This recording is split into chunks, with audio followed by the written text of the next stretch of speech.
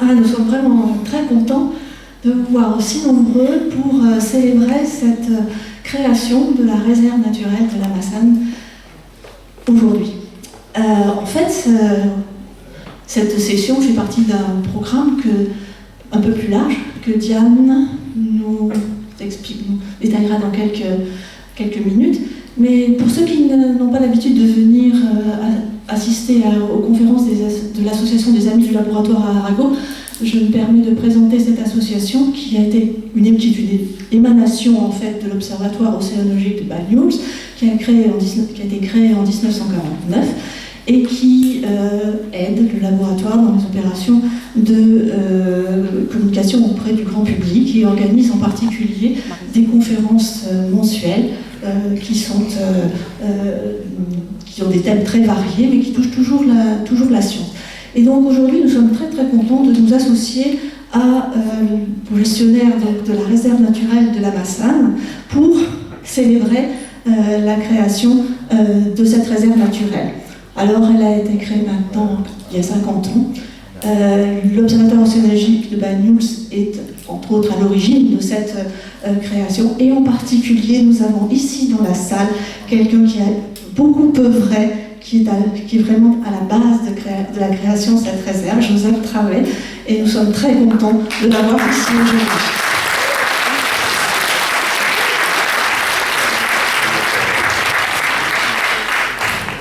Alors depuis, bien sûr, maintenant ce sont d'autres gestionnaires et une association en fait qui organise qui gère cette forêt emblématique et reconnue au patrimoine mondial de l'UNESCO, comme sans doute on va vous le dire Élodie à un moment. Donc je ne vois pas aller là, Diane. Donc à l'occasion de ce cinquantenaire, il va y avoir plusieurs événements. Certains ont déjà eu lieu. Vous avez l'exposition qui est devant le parvis, et d'autres sont à venir. Mais Diane va nous dire ce qui recouvre ces différents événements. Merci. Bonsoir à tous. Donc bienvenue pour ce nouvel événement. Et donc la prochaine date à venir, c'est demain soir au Jardin méditerranéen du Mas de la Serre, où on vous proposera une création musicale et poétique autour de la Massane, évidemment. Et puis les autres dates qui viendront un petit peu plus tard, c'est le 13 juin à Argelès, en centre-ville, village, place Gambetta, et le 8 juillet au parc du Château Valmy pour toute une journée festive autour de la réserve. Voilà, mais je vais laisser peut-être la parole à Anne-Marie. Cette soirée est un petit peu spéciale puisqu'aujourd'hui nous associons à la fois des films et un exposé qui vont nous amener au cœur de la Massane. L'exposé sera donné par Élodie Magnanou, qui est ingénieure à l'Observatoire et qui est aussi l'administratrice de l'association qui gère la Massane et donc fait donc partie de l'équipe gestionnaire, comme Diane aussi et Joseph Garrigue ici. Après son exposé, en fait, où elle va nous parler, est très magnifique, il y aura donc un film qui sera présenté par Bertrand Mussotte. Bertrand Mussotte est photographe et réalisateur de films, producteur également. Certains d'entre vous l'ont peut-être déjà vu ces films ici, puisqu'il vient en fait pour la 3e fois nous présenter des documentaires présentant la biodiversité, en particulier dans le sud. Voilà, donc je le remercie et je passe tout de suite la parole à Élodie. Merci Anne-Marie.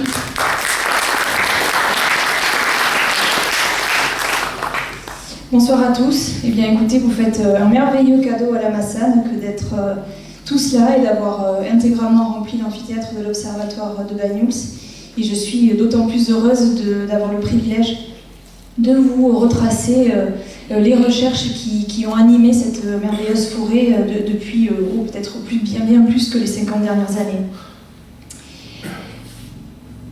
Alors d'abord, j'aurais voulu que nous réfléchissions un instant sur la notion de forêt.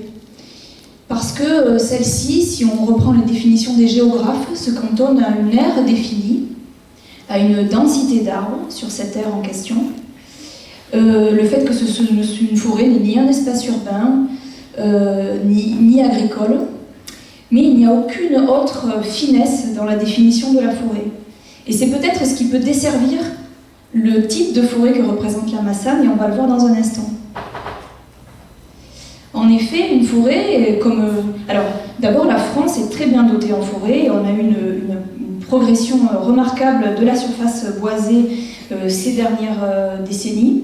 On est le quatrième massif forestier en Europe, et 30% de la surface de notre territoire est couverte de forêt. Mais de quelle forêt? Alors dans les Landes, moi j'ai toujours trouvé que cette forêt de pins alignés en diagonale, tous identiques, tous de la même espèce, totalement artificielle, c'était une forêt après tout.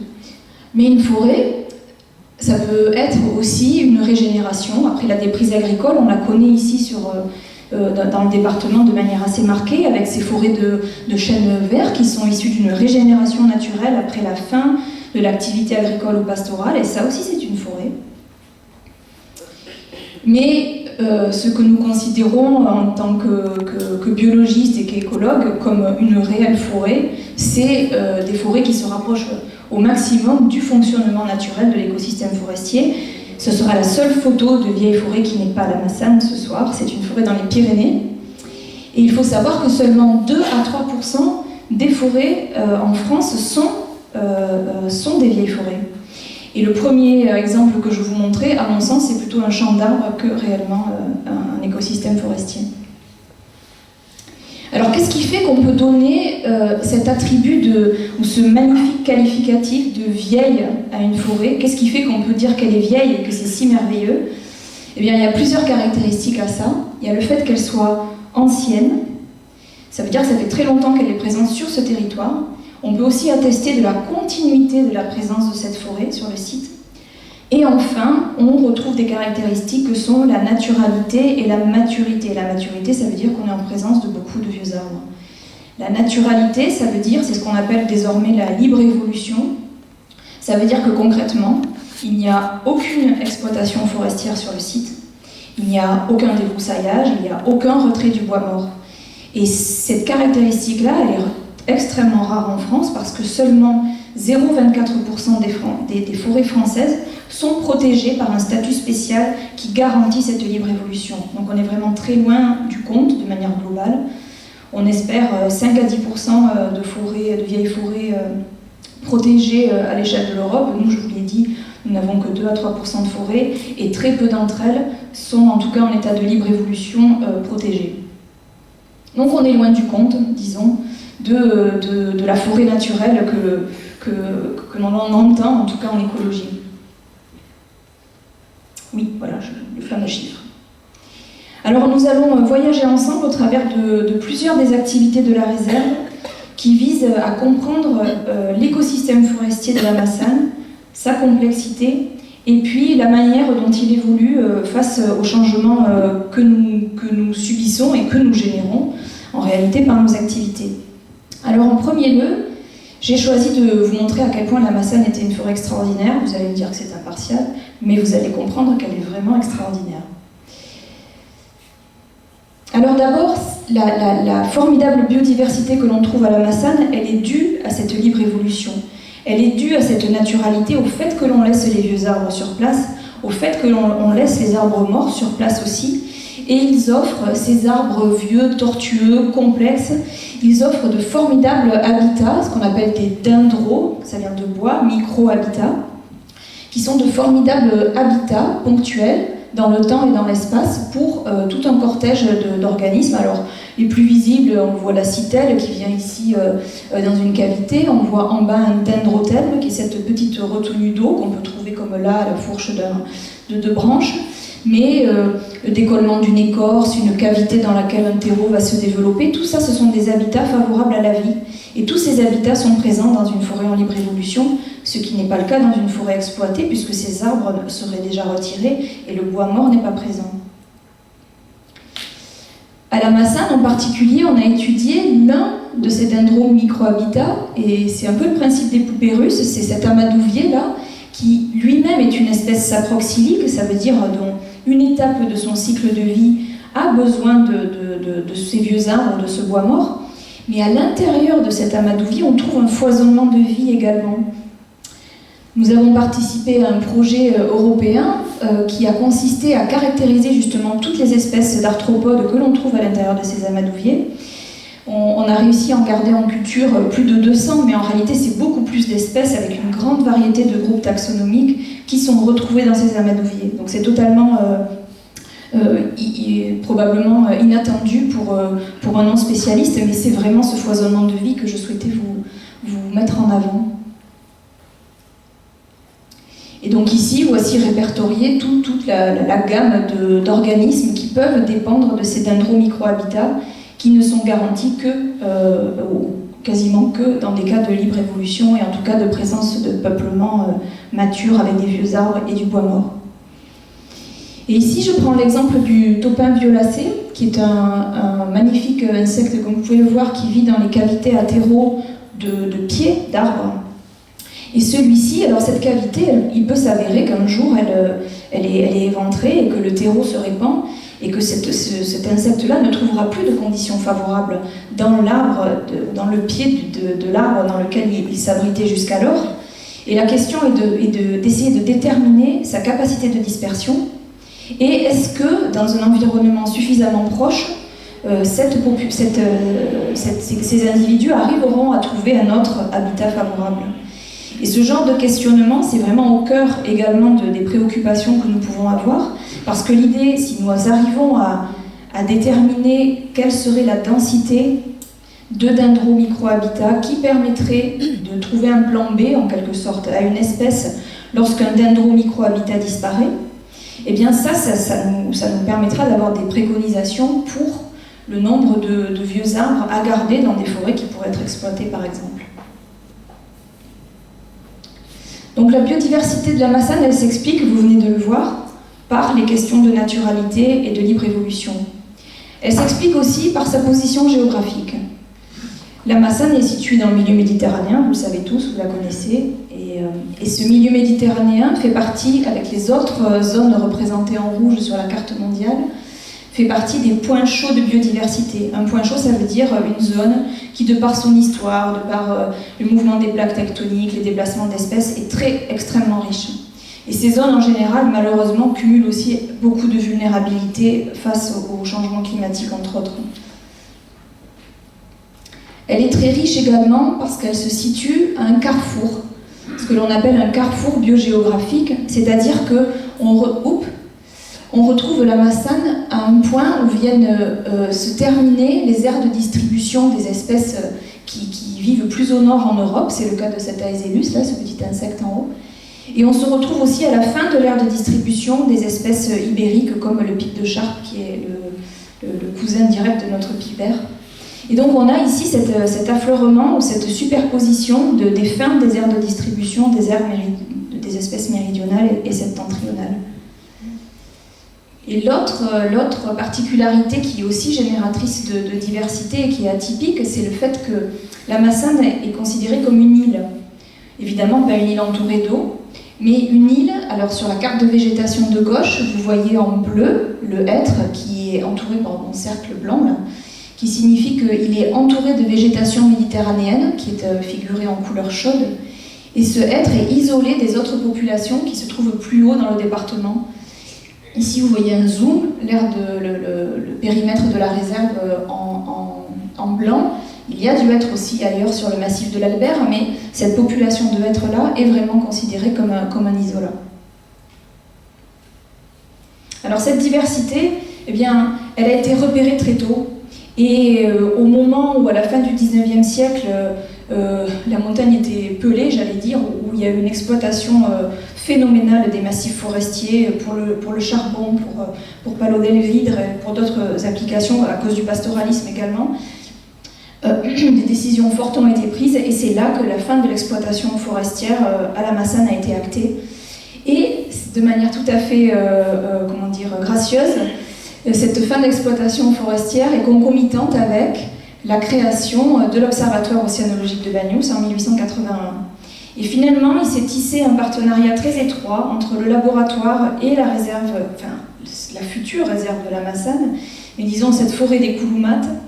Il s'est tissé ce partenariat étroit depuis très longtemps avec la création d'un refuge, avec la création d'une zone clôturée qui évitait le pastoralisme et qui était déjà le site des premières expérimentations, avec énormément d'inventaires qui se sont développés. Et puis, en 1973, donc, la décision forte a été prise, Monsieur Joseph Travée en tête, de protéger ce site définitivement avec le classement en réserve naturelle qui est le plus fort statut de protection en France. Et donc au gré de ces évolutions, les connaissances se sont accumulées autour de la Massane et on arrive aujourd'hui à pouvoir célébrer ensemble les 50 ans de cette réserve. C'est assez exceptionnel parce que c'est la 6e réserve naturelle créée en France, donc l'une des plus anciennes. Et alors là, vous voyez ce graphique qui égrène le cheminement des inventaires et des accumulations de connaissances sur la biodiversité extrêmement riche de la Massane. Je pense qu'aujourd'hui, ce graphique qui sortirait de l'écran, on va voir dans un instant pourquoi. Donc on est très heureux de pouvoir célébrer le cinquantenaire de la Massane en affichant 10 000 espèces inventoriées. Et je tiens à mentionner que ce sont 10 000 espèces inventoriées à la force de la loupe binoculaire et du microscope, parce que je fais référence aux nouvelles technologies qui permettent de prendre un seau d'eau ou de gratter le sol et d'aller séquencer le matériel génétique présent dans cet échantillon, de trouver des dizaines et des dizaines de séquences en un coup de cuillère à peau, en quelque sorte, qui restent à décortiquer derrière, ça c'est vrai. Mais cette accumulation de connaissances, là, ces 10 000 espèces, elles se sont faites, elles se sont identifiées avec une expertise et une passion formidable qu'il faut vraiment soulever. Et par ailleurs, la Massane ne compte que 336 hectares, et donc nous sommes fiers d'arborer la plus forte densité d'espèces inventoriées au monde. Ça ne veut pas dire que c'est chez nous qu'il y en a le plus, ça veut dire que l'effort d'inventaire a été le plus poussé. Donc bravo à toutes les énergies qui se sont fédérées autour de ces projets. Alors ils nous permettent, ces projets, d'acquérir des connaissances, de sensibiliser, comme aujourd'hui avec vous, à la diversité forestière, à la libre évolution, à la naturalité, et puis aussi à peut-être proposer des préconisations pour la gestion forestière, comme on en parlait tout à l'heure avec notre petit topin qui doit chercher un dendromicro-habitat alternatif si celui dans lequel il était n'est plus occupable. Le deuxième volet des recherches menées à la Massane porte autour de la compréhension de sa structuration. Comment est structuré, comment est organisé cet écosystème forestier aussi complexe?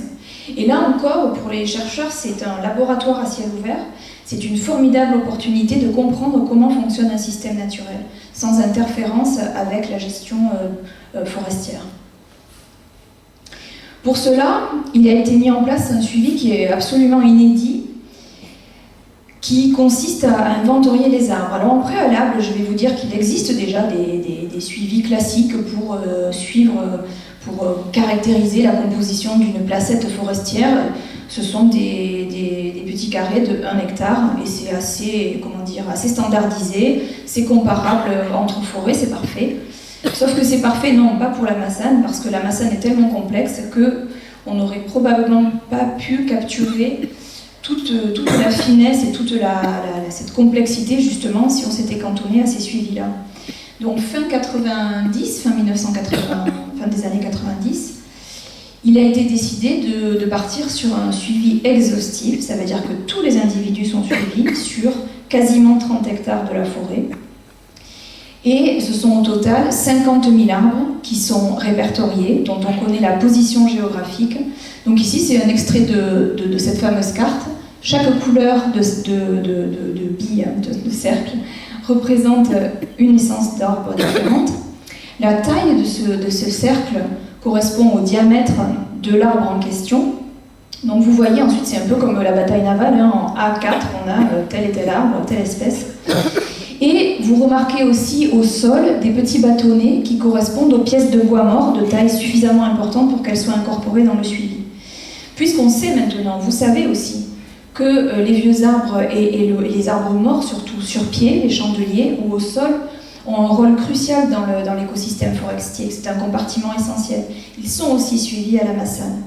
Et ces 50 000 arbres sont attentivement auscultés chaque année, 3 fois par an, pour déterminer leur état de santé, des signes de dépérissement, également pour suivre la présence de cavités, donc de ces dendromicrohabitats par exemple, la présence de champignons. Et donc on suit l'état de la forêt au fil du temps, depuis maintenant plus de 20 ans, donc on commence à avoir un recul et une profondeur temporelle qui est très intéressante. Alors ça permet en première entrée de vous fournir un graphique de diamètre des arbres selon 2 pas de temps qui ont été la première évaluation du diamètre en 2002, la seconde en 2012. Si vous vous demandez ce qu'on fait l'année prochaine après le cinquantenaire de la Massane, on fait une mise à jour de ces diamètres, donc on ne sera pas sans activité non plus.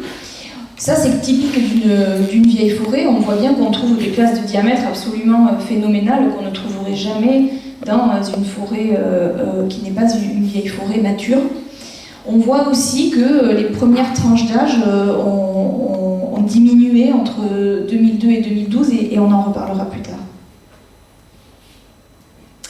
On peut faire appel à des nouvelles technologies. Donc effectivement, on a quand même migré de la cartographie sur carte, comme vous avez vu, à une cartographie sur tablette qui permet une mise à jour instantanément lorsqu'on est sur le terrain.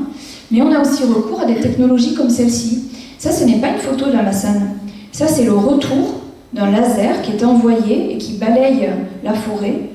La distance aux objets que le laser rencontre va conditionner le message qui revient de ce laser.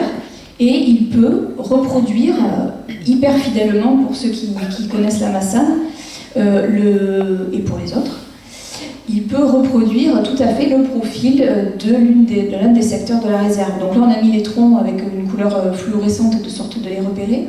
Mais c'est aussi une nouvelle approche, ça s'appelle le LIDAR, qui permet d'avoir l'architecture très fine des arbres, de retrouver éventuellement des dendromicrohabitats. Et on est en cours d'optimisation de ces technologies pour les écosystèmes forestiers. Là, en l'occurrence, c'est un partenariat avec l'Université de Zurich, mais pas uniquement. Maintenant, la question, justement, je vous disais tout à l'heure, on a très peu de vieilles forêts en France et parfois on ne le sait même pas. C'est juste une étourderie si on a des forêts non exploitées, c'est parce que monsieur ne savait pas qu'il était propriétaire ou qu'il est trop compliqué d'aller couper des arbres dans un secteur isolé, très pentu. Donc ces vieilles forêts-là, elles le sont juste par inattention. Mais ce qu'on voudrait, c'est arriver à les identifier et à leur apporter un statut de protection qui font que ça pérennise cet état de vieille forêt. Pour ça, il faut les cartographier. L'État nous dit, attendez, on va les protéger, dites-nous de qui il s'agit d'abord. Donc cartographier, très bien. Mais cartographier, ça prend du temps et il peut se passer des mésaventures sur ces forêts entre-temps. Donc l'idée, ça serait d'arriver à les cartographier vu du ciel.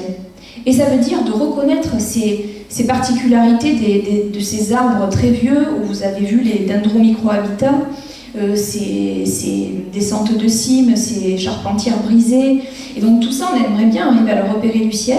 Et on a engagé un travail avec l'ONERA, entre autres, donc il y a un laboratoire d'aérospatial à Toulouse, qui essaie de mettre au point des techniques de détection des vieilles forêts depuis le ciel. Et on est partenaire de ce programme-là.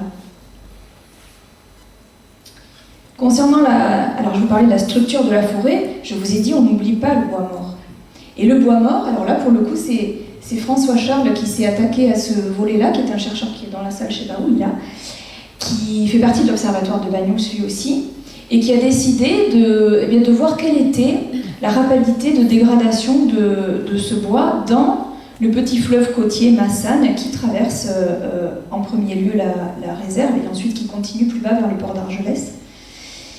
Parce que François, lui, sait très bien la rapidité de dégradation du bois en milieu marin, puisque c'est l'une de ses expertises, et il s'est intéressé à la façon dont il pouvait être dégradé en rivière. L'autre approche qu'il a développée, c'est le fait de suivre des petits, alors je pense qu'on dit des billots, non,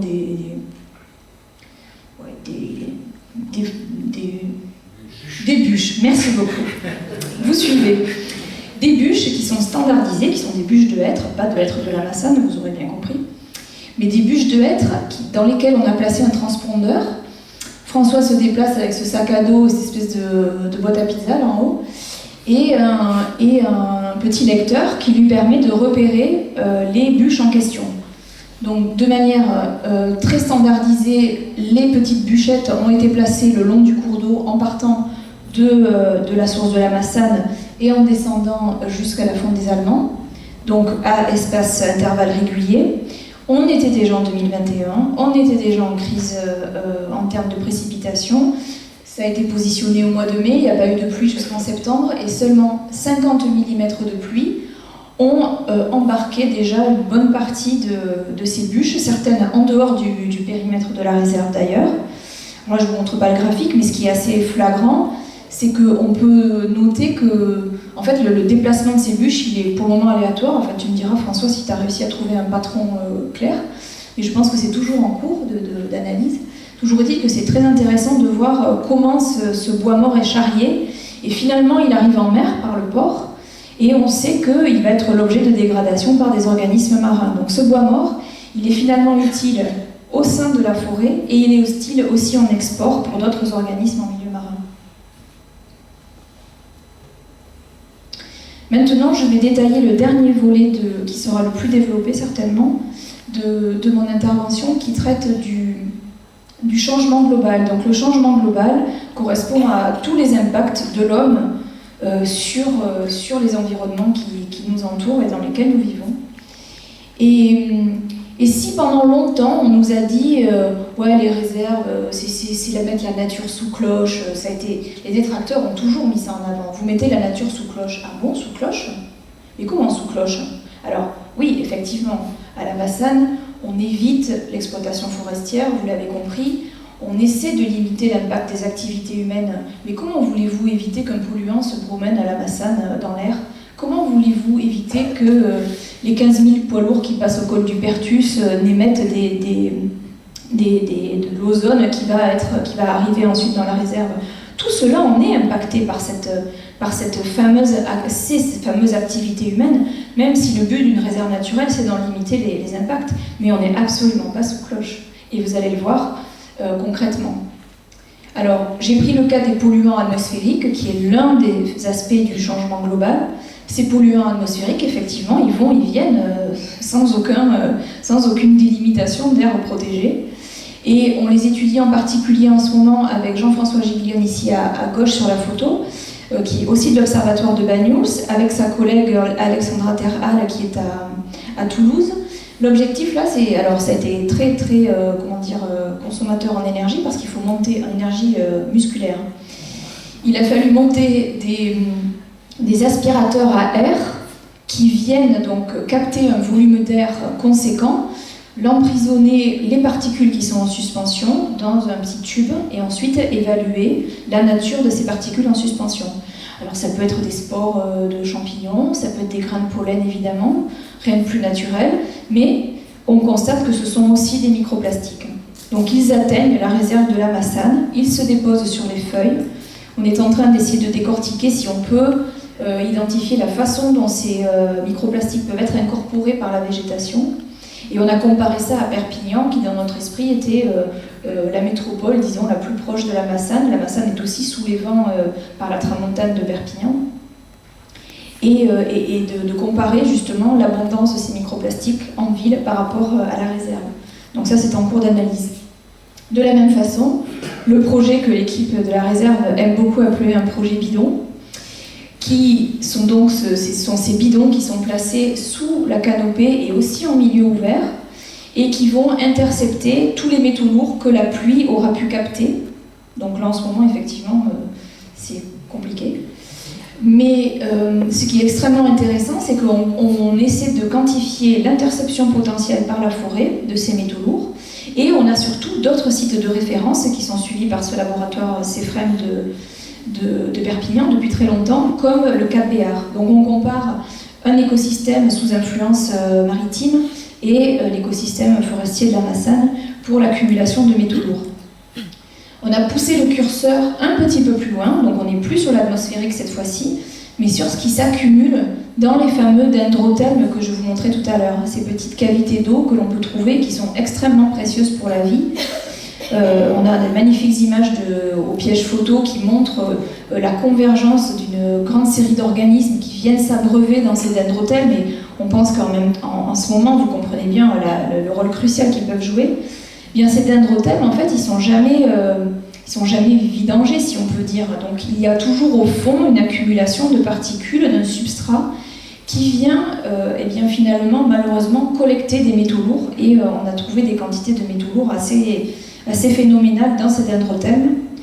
Et on essaie de voir aussi quelles pourraient être les répercussions pour la vie qui vit, alors pas forcément qui s'abreuve, oui aussi, mais les petits organismes de la méiofaune qui vivent à l'intérieur de ces dendrothèmes.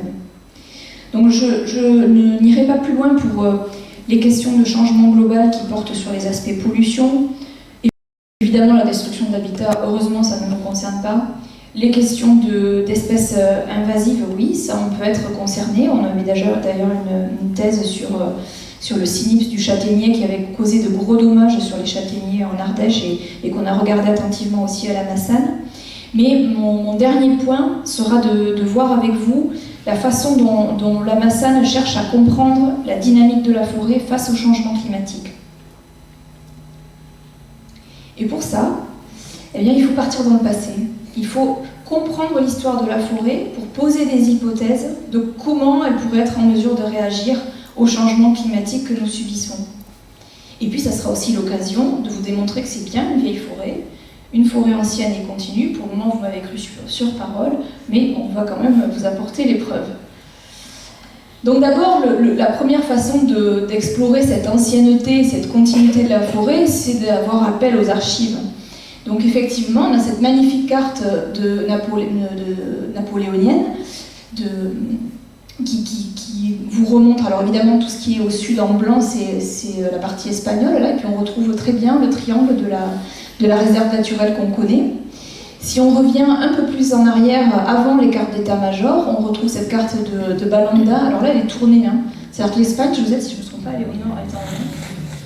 Et on retrouve dans les combes, il restait toujours du hêtre dans la partie plus basse de la vallée, dans le creux de la Massane, il est toujours subsisté du hêtre. Bon, c'est très bien, mais ça, on parle de quelques siècles, et nous, on avait de plus belles ambitions pour la Massane, disons. Et donc, on a voulu explorer son histoire plus ancienne. Alors d'abord, il y a certains éléments au niveau écologique qui attirent notre attention, comme la présence de ce champignon, Erythium clatroides. Il n'est présent que dans 3 vieilles forêts des Pyrénées. C'est une espèce qui ne s'installe que dans des vieilles forêts qui sont présentes en continu depuis extrêmement longtemps. Donc ça déjà, c'est un bon indicateur. L'autre indicateur de cette maturité, de cette ancienneté, c'est la cohabitation de l'if avec le hêtre. En général, il est aussi en association avec le sapin pectiné. Il n'est plus là, vous allez le voir à quelle période il a disparu. Mais en tout cas, ces espèces sont des espèces qui arrivent dans des forêts déjà, ce que l'on appelle au stade climatique, c'est-à-dire des forêts déjà pleinement constituées. Ce sont des espèces, le hêtre, l'if, qui aiment, à des stades juvéniles, pousser à l'ombre. Donc ils ne vont pas pousser dans une prairie, ils vont pousser dans une forêt qui est déjà clairement établie. Et cette dryade, cette association d'espèces dryades, est une preuve aussi de l'ancienneté de la Massane. Mais on a voulu remonter plus loin et explorer ce qu'il avait pu se passer pendant les périodes glaciaires qu'a connues notre planète pendant les 2 derniers millions d'années. Alors nous avons connu une alternance de périodes glaciaires et interglaciaires. Nous vivons actuellement dans une période interglaciaire. Et cette alternance se fait, comme vous le voyez là, 2 représentations de l'hémisphère nord. En haut, le dernier maximum glaciaire, il y a 18 000 ans, avec une bonne partie de la calotte glaciaire couverte une bonne partie de l'hémisphère nord couverte de glaciers. À l'inverse, en bas, vous avez la situation actuelle. Et donc, ces fluctuations entre périodes glaciaires et interglaciaires, elles ont fortement façonné la distribution des espèces, et ces espèces-là ont migré au fil de ces changements climatiques, on va le voir. Ici, justement, pendant le dernier maximum glaciaire, voici l'Europe. Alors, vous ne reconnaissez presque pas les contours de l'Europe parce que le niveau de la mer était beaucoup plus bas. Il y avait énormément de masses d'eau emprisonnées dans les glaciers, le niveau de l'eau était plus bas et le trait de côte n'a rien à voir avec... Enfin, on reconnaît quand même, mais ça n'est pas le même trait de côte qu'aujourd'hui. Et toutes les espèces tempérées se retrouvaient cantonnées dans les régions du sud de l'Europe, les seules régions où le climat leur était encore favorable, alors qu'au nord, on retrouvait des steppes, de la toundra et des glaciers. Et à l'inverse, à chaque période de réchauffement glaciaire, donc de période interglaciaire que nous connaissons, les espèces recolonisaient l'ensemble du nord de l'Europe à partir des zones refuges où elles étaient cantonnées, la péninsule ibérique, l'Italie, l'Espagne, j'ai dit déjà l'Espagne, la péninsule ibérique, et les Balkans. Et donc ces zones du sud de l'Europe étaient ces zones refuges à partir desquelles les espèces pouvaient reprendre l'amplitude qu'on leur connaît aujourd'hui. Et donc notre question, c'était de se dire, est-ce que pendant les périodes glaciaires, le hêtre se trouvait à la Massane? Est-ce que la Massane était un refuge pour le hêtre pendant les glaciations? Premier moyen d'explorer cela, c'est d'avoir recours à un argument physique, donc la présence de charbon de bois. Les charbons de bois de feu naturel ou d'origine humaine, que l'on retrouve dans le sol, à différentes hauteurs dans les différents horizons du sol. Et lorsqu'on regarde la structure au microscope de ces charbons, on peut retrouver la nature du bois et à quelle essence ils appartiennent. Ensuite, on date au carbone 14.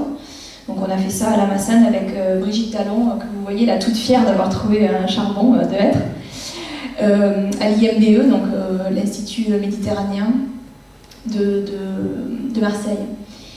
Donc ici, les cartes de végétation de la Massane, on ne va pas les détailler ensemble. Ce qui est important de savoir, c'est qu'il y a 8000 ans, il y avait du hêtre à la Massane, puisqu'on a des charbons de bois qui datent de cette période-là.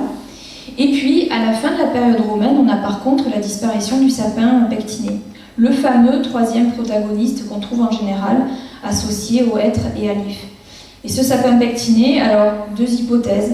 Soit c'est le relâchement des réglementations après la fin de la période romaine qui fait qu'il y a eu beaucoup d'exploitation du sapin pectiné qui a disparu. Ou alors c'est aussi certains événements climatiques qui auraient pu avoir lieu puisqu'on constate sa disparition sur d'autres sites sur le pourtour méditerranéen. Donc ça n'est pas élucidé. Bon, on a retrouvé le hêtre jusqu'à quelques milliers d'années en arrière. Très bien. Mais on n'est pas remonté jusqu'à la période glaciaire. Là, on est toujours dans la période interglaciaire. Donc on ne peut toujours pas répondre à la question de si le hêtre était présent dans ce refuge qu'aurait constitué la Massane pendant les glaciations. Et pour ça, on a recours à un argument indirect qui est la génétique. Et donc on caractérise la diversité génétique de différents individus pour une multitude de populations en Europe et on se rend compte, comme pour toutes les espèces, je vais vous dire, il n'y a pas de secret, il n'y a pas de suspense, qu'il existe des familles génétiques distinctes au sein des espèces et qui se structurent selon certaines zones géographiques. Alors à gauche, c'est la représentation de ces différentes familles chez le hêtre par des marqueurs qui étaient à l'époque basés sur des enzymes. Donc les enzymes étaient révélateurs de la diversité génétique, mais ce n'était pas encore d'une finesse extrême. Et puis plus récemment, avec l'INRAE, on a fait une emphase, alors cette fois-ci sur le nord de la péninsule ibérique et puis la France. Eux étaient particulièrement intéressés, vous le voyez avec ces deux petits encarts, par les populations du sud-ouest. Mais ce qui est marquant, c'est qu'on a, quel que soit le modèle mathématique qui permet de trouver la famille génétique du hêtre, on a en tout cas une signature génétique qui est propre aux populations de Catalogne. Et nous, par ailleurs, on a creusé un petit peu plus et on voit une forte diversité génétique à la Massane. Une forte diversité, c'est révélateur du fait que le hêtre s'est maintenu là, s'est reproduit, s'est diversifié et a toujours été présent à la Massane.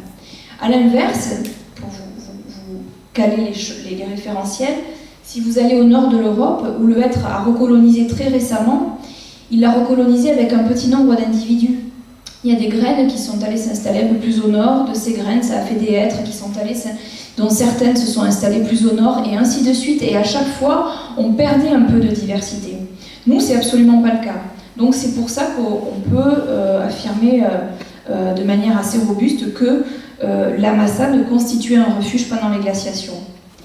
La conclusion de ça, c'est que la Massane a donc traversé des chamboulements climatiques entre la fin de la glaciation et la période interglaciaire que nous vivons maintenant. Et elle se situe dans un contexte qui, on pose l'hypothèse, peut-être lui donne un avantage par rapport au changement climatique qu'on subit actuellement. Et ça, c'est une des questions fortes qu'on essaye d'élucider actuellement. Alors vous voyez le hêtre aujourd'hui, ça c'est la carte de répartition du hêtre aujourd'hui.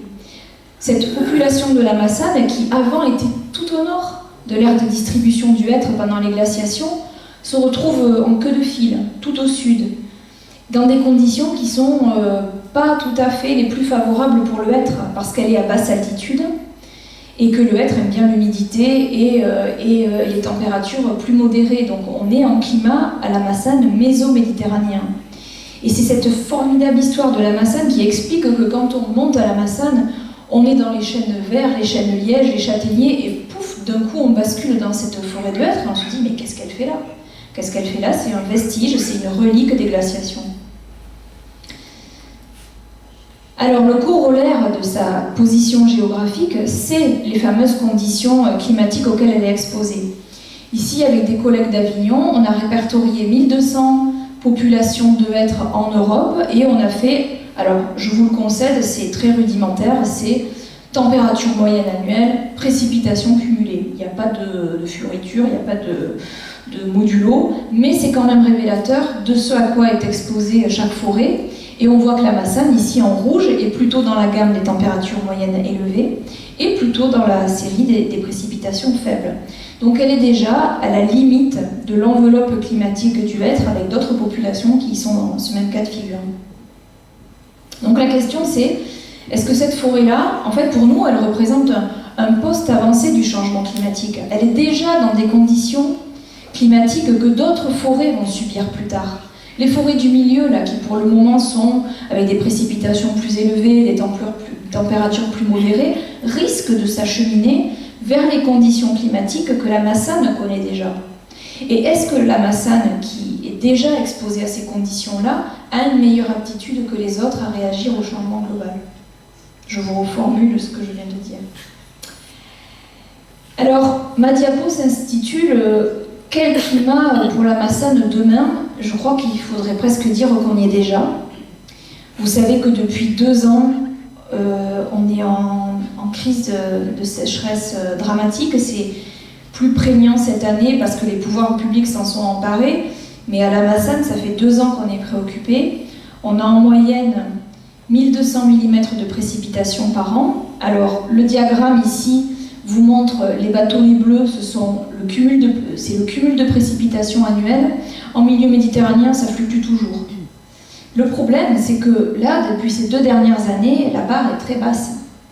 Donc on a eu le cas en 2009 de 550 mm de pluie, donc la moitié de ce qu'on a l'année habituellement. Mais c'était un été grisouillou, où finalement il n'y a pas eu trop de problèmes pour les arbres, et ça a été ponctuel, une seule année. Là, 660 mm, ou 690 en 2021, contre 1200, 660 en 2022, contre 1200, et là en 2023, en début d'année, on a le tiers de ce qu'on aurait censé récolter les 4 premiers mois de l'année. Donc c'est extrêmement préoccupant, et ce que je vous présente ici, à droite, qui sont des projections qui ont été faites dans le cadre d'un programme européen, eh bien en fait on a déjà le nez dedans. L'année dernière, c'était 14,9 degrés à la Massane de température moyenne. Jean-André, qui est en charge de ce suivi météo, a dit « j'ai fait 3 fois les calculs ». Je me suis dit « c'est pas possible ». Si 14,9 degrés à 600 mètres au plus bas à la Massane, on perd 0,8 degrés pour 100 mètres. On a des 38 degrés l'été à la Massane, ce qu'on n'avait jamais connu avant. Donc malheureusement, les projections qu'on prédit ici à 2100, là, on les voit déjà poindre dans les suivis de la station météo locale, c'est-à-dire que ce n'est pas une extrapolation de données Météo France, c'est ce qu'on enregistre concrètement à la Massane, et donc ça c'est assez glaçant. Ce programme-là, européen, il visait à accompagner les sites protégés dans leur façon de gérer les espaces naturels protégés face au changement global. Vous allez me dire, à la Massane, vous dites que vous ne faites rien, donc qu'est-ce que vous allez faire de plus ? Ce qu'on va faire de plus, effectivement, on va continuer à ne pas exploiter la forêt, on va continuer à laisser les arbres mourir ou vivre selon leur aptitude intrinsèque, selon l'endroit où ils ont grandi, selon quels voisins ils ont à côté. C'est pas l'homme qui va décider qu'il va couper tel arbre ou qui va garder celui-là parce qu'il monte bien droit et qu'il fera une magnifique poutre, non. On laisse la nature opérer et sélectionner les individus qui survivent et qui meurent. Par contre, on réfléchit activement aux questions de fréquentation, aux questions d'érosion, aux questions de pastoralisme, qu'on va limiter au maximum à l'intérieur de la forêt, bien que ce soit une activité ancestrale. On voit bien qu'elle a un impact sur la régénération de la forêt, et au stade où on en est, il faut donner un coup de pouce à la forêt. Donc on garde le pâturage sur les pelouses sommitales, qui sont d'origine pastorale d'ailleurs, mais on accompagne la forêt comme on peut et on observe. Alors comment on observe ? Eh bien, on observe avec la fameuse cartographie que je vous ai montrée tout à l'heure, le fameux suivi de toutes les espèces, de 50 000 arbres, de toute essence d'arbres confondus. Et ici, je vous présente le profil de la réserve intégrale, qui sont donc simplement 10 hectares, j'allais dire simplement. Quand on les parcourt et qu'on répertorie tous les arbres, c'est pas simplement 10 hectares.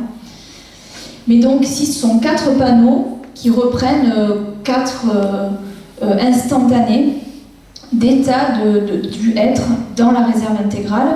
Les bleus clairs, ce sont les êtres vivants, et les rouges, ce sont les morts. Alors effectivement, c'est assez effrayant quand on le voit comme ça, parce qu'on cumule les morts au fur et à mesure du temps. On n'a pas mentionné que les morts de telle année.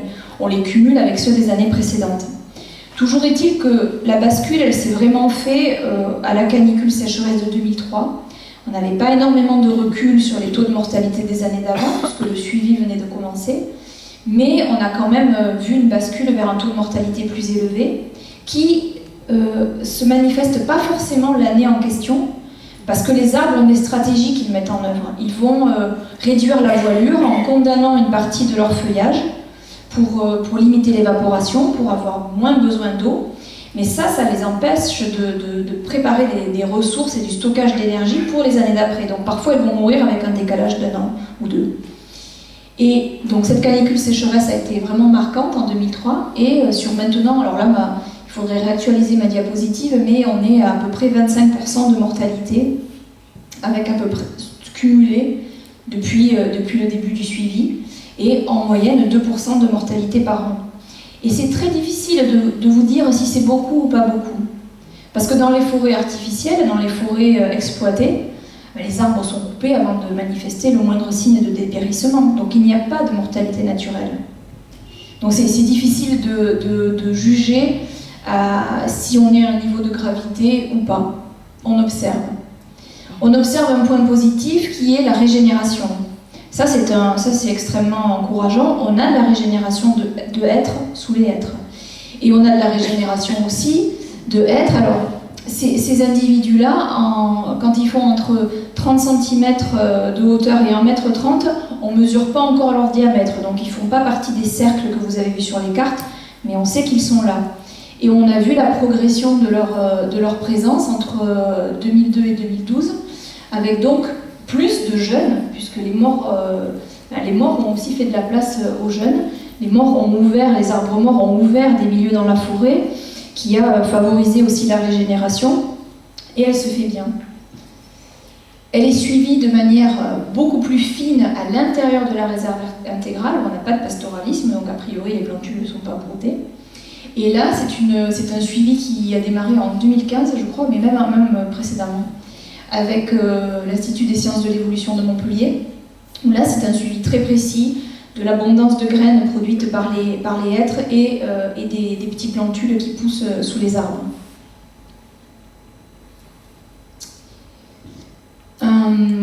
Une particularité des arbres, c'est que c'est comme vous et moi, aucun n'est identique. Alors oui, vous voyez des hêtres un peu plus tordus, un peu plus droits, mais ils ont en eux des aptitudes qui sont aussi variées que l'architecture que vous pouvez observer. L'une d'entre elles, c'est la phénologie. C'est la succession des étapes du bourgeon jusqu'au développement des feuilles, le fait qu'elles soient complètement matures, la floraison, l'apparition des faines qui sont les glandes comme pour le châtaignier mais pour le hêtre. Et toute cette succession-là se fait avec une certaine temporalité, et on se rend compte que certains individus sont précoces chaque année. Et on se demande si ça représente un atout.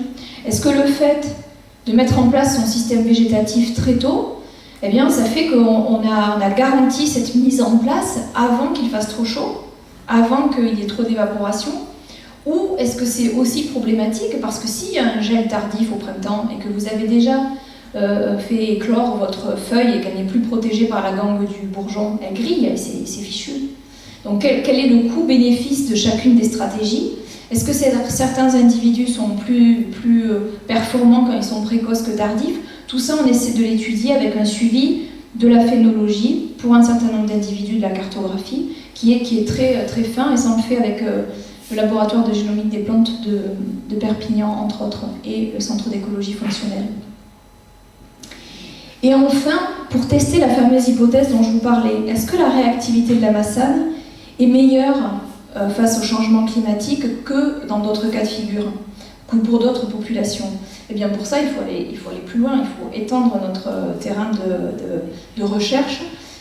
Dans le cas présent, il s'est étendu à 2 autres forêts, une en Italie, Pradaccio, et une au Mont Ventoux, qui est extrêmement bien suivie par l'INRAE de Toulouse. Et on essaie justement d'explorer la réaction des arbres en termes de phénologie, donc ces fameuses façons dont les bourgeons débourrent, cette temporalité, et aussi en termes de dépérissement, et de voir si on trouve un lien. Est-ce que certaines des aptitudes, des facultés de la population de la Massane s'expliquent par des bases génétiques? Donc ça, c'est un projet qui est en cours. Et finalement, toujours pour la génétique, vous allez me dire, je ne vois rien, mais c'est normal. Ce n'est pas une erreur de ma diapo. On travaille ici dans l'hyperspectral, donc dans les rayonnements du visible, mais pas seulement en infrarouge et en ultraviolet. Et on peut identifier la signature génétique d'une feuille par avion, toujours comme je vous en parlais tout à l'heure pour les vues aériennes qui permettaient d'identifier les vieilles forêts. Et bien dans ce cas-là, on essaye d'établir un lien entre la propriété optique des feuilles et les caractéristiques génétiques des arbres. Et nos collègues de Zurich viennent d'arriver à faire cette preuve de concept. Donc ça, c'est la première étape. Et maintenant, on va essayer d'identifier des réponses physiologiques des arbres grâce à ces propriétés optiques des feuilles. Un arbre qui subit un stress hydrique, un arbre qui subit une attaque de pathogènes, de parasites, tout ce que vous voulez, peut présenter une signature optique qui sera vue en infrarouge, en ultraviolet, depuis le ciel, et on pourra caractériser la santé des forêts comme ça. Et enfin, alors ça c'est un autre de mes grands plaisirs de la soirée, c'est de mettre en lumière la formidable équipe bouillonnante, foisonnante, passionnée, infatigable de la Massane, avec un autre grand Joseph, comme Joseph Travé, Joseph Garrigue, qui depuis 30 ans a pris le flambeau du titre de conservateur, Jean-André Magdalou, qui est donc également, lui, extrêmement actif sur les questions de cartographie et de suivi météorologique, et vous l'avez compris, c'est crucial. Diane Sorel, qui est là et qui est de plus en plus avec nous, et ça on en est très heureux, qu'elle augmente son temps dédié à la Massane autour des aspects de communication, mais ça devient trop restrictif, donc il y a 1000 autres missions qui te concernent. Nabil, qui est avec nous depuis 2 ans et qui ne peut pas s'empêcher de mettre ses yeux derrière un microscope pour étudier toutes les petites bêtes de la Massane. Et puis, alors Christophe Urson, qui lui est en appui grâce à la Fédération des réserves naturelles catalanes, qui vient apporter aussi un énorme soutien en tant que gestionnaire fédéral à la réserve de la Massane. Donc Christophe est là pour les questions de cartographie. L'association de la Massane, avec Gilles Boeuf qui est son président, moi qui suis aussi active que je peux parce que je me régale, et l'ensemble des scientifiques de l'association. Et puis ici sur la droite, tous les partenaires, dont un logo mérite d'être mis en lumière, c'est celui du classement à l'UNESCO. Vous avez certainement su que la Massane était classée au patrimoine mondial de l'UNESCO au titre des forêts anciennes et primaires des Carpates et autres régions d'Europe. Elle fait donc partie de cette diversité des traits qu'on peut rencontrer en Europe, et elle est un de ces éléments-là qui, vous l'avez compris, mérite d'être mis en avant. Et donc maintenant, on va oublier les statistiques, on va oublier les graphiques, on va oublier les chiffres, les résultats de recherche, et on va basculer dans la contemplation de cette forêt telle qu'elle le mérite. Je vous remercie.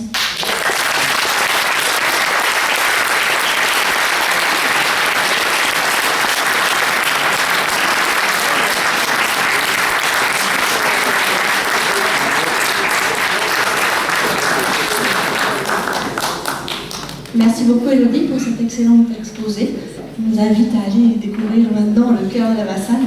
On va peut-être prendre une ou deux questions, mais pas plus pour ne pas retarder trop, mais le temps que Bertrand, techniquement, se mette au point. Une question? Quelques questions? Rapide question.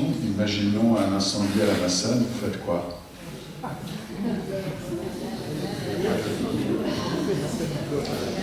Alors quand vous dites vous, nous on va pas faire grand chose. Nous on n'aura pas la main sur l'incendie en question.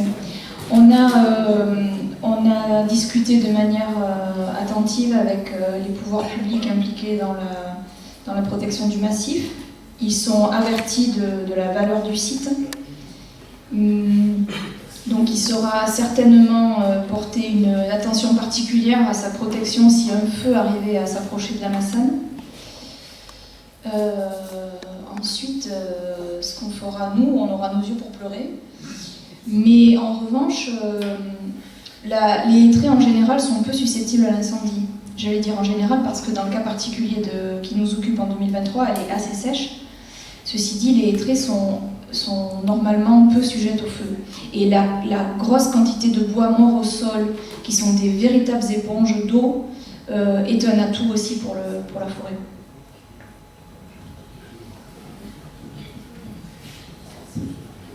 Est-ce que quand vous étudiez les arbres et tout, est-ce que ça les dégrade ou pas? Des fois, ça peut les dégrader l'environnement un petit peu. Est-ce que nous-mêmes on les dégrade dans les étudiants?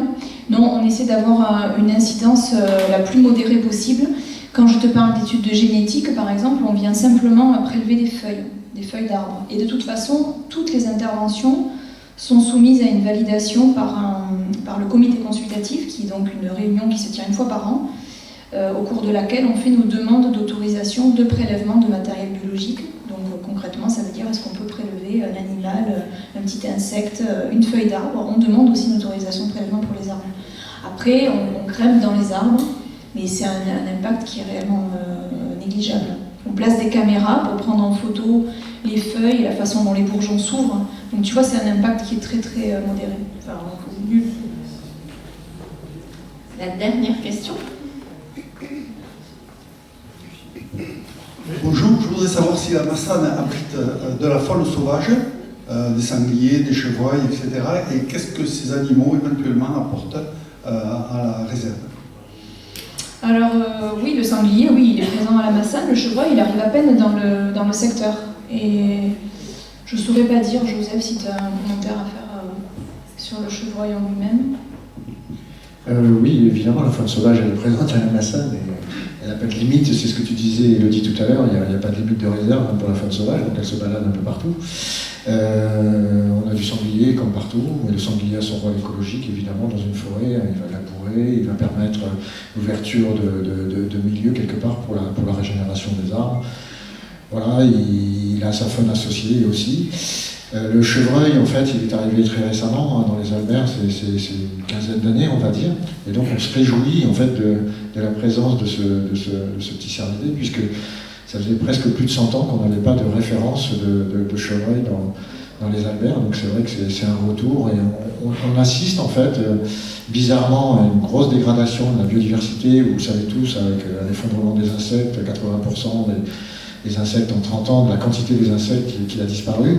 Mais on a aussi le retour de la grande faune sauvage, et ça c'est assez intéressant aussi, avec, principalement dans nos territoires, avec l'abandon des cultures en fait, et de l'exploitation forestière. Donc en fait on a finalement un regain d'activité par rapport à ces grands animaux. Alors ça va être les vautours, ça va être le loup, ça va être, on espère peut-être, l'ours qui va arriver jusqu'ici.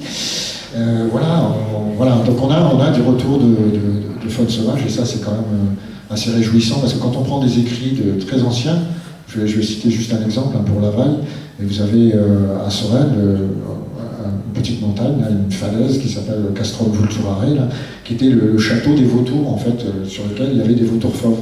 Alors là actuellement on fait de l'escalade dessus, mais ça devient un site qui redevient intéressant. Par exemple, pour le vautour fauve, les vautours qui ont évidemment un rôle écologique très très important, qui permettent de recycler la matière des cadavres. Je ne sais pas si j'ai répondu un peu à votre question. Merci. Bon, je crois. Merci beaucoup, Elodie. Et je crois que nous allons passer donc à ce documentaire. Je m'en vais fermer les lumières.